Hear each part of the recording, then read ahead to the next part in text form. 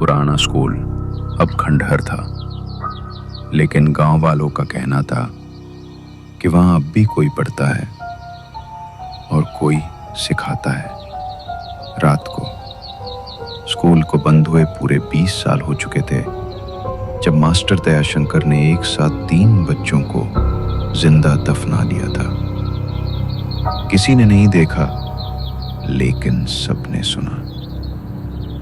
उस रात स्कूल की खिड़कियों से बच्चों की चीखें आई थीं और फिर एक लंबी सीटी, जैसे किसी ने शांति का ऐलान कर दिया हो। तब से स्कूल बंद है, लेकिन कुछ आवाजें अब भी लौट आती हैं। रघु एक वीडियोग्राफर था। उसे यकीन नहीं था इन बातों पर।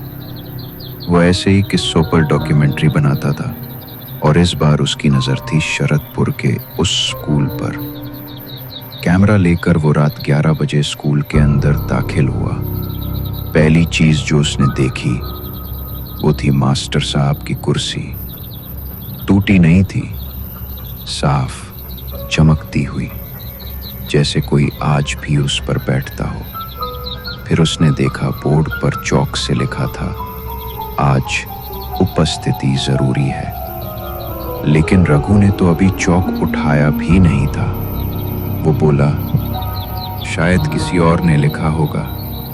कैमरा ऑन किया और रिकॉर्डिंग शुरू।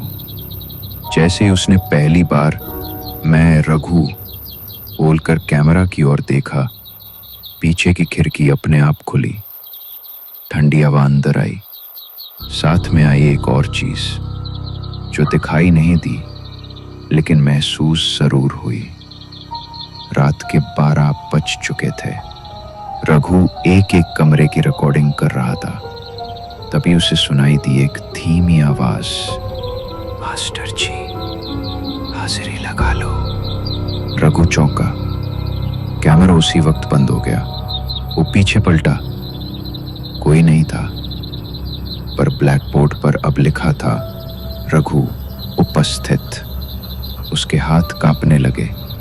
उसने कैमरा दोबारा चालू किया और खुद से कहा, यह सब भ्रम है। तभी उसे किसी ने पुकारा, ठीक उसके कान के पास, तू क्या सिखाने आया है या सीख कर जाएगा? रघु का पूरा शरीर सुन्न हो गया। उसे लगा किसी ने उसके कंधे पर हाथ रखा है। उसने पलट कर देखा, कुछ नहीं।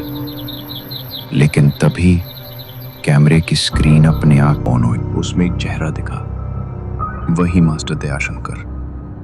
चेहरा अधजला, आंखें सफेद और होठ सिले हुए। स्क्रीन पर लिखा था, पढ़ाने की सजा मिली थी, अब तू भी पढ़।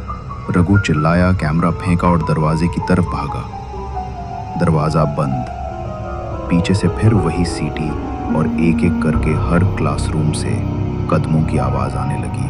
ठक ठक ठक। हर डेस्क अपने आप खिसकने लगी, जैसे कोई अदृश्य कक्षा में दाखिल हो चुका हो। रघु ने रोते हुए कहा, मैं चला जाऊंगा, मुझे जाने दो। तभी बोर्ड पर खुद ब खुद लिखा गया, छुट्टी नहीं होती यहां। कक्षा में बंदी बनता है जो सवाल करता है।